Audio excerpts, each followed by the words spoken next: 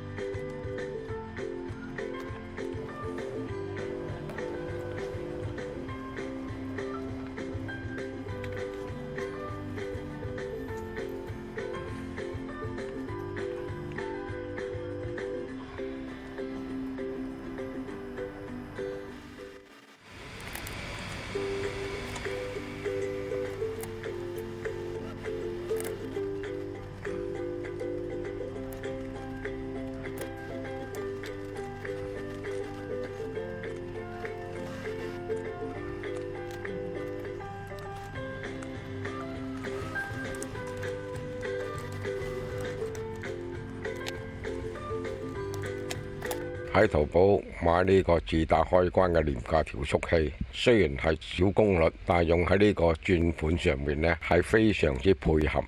裝咗呢個調速器呢，就轉快轉慢呢都可以自由調節。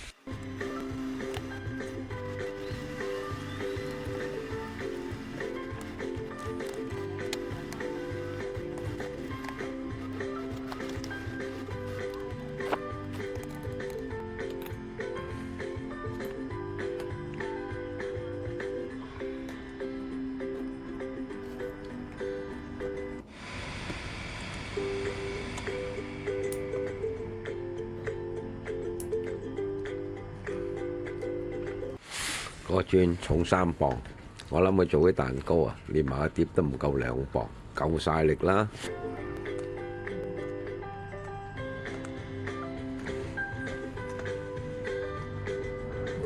做埋呢啲10星嘢就全部搞掂啦。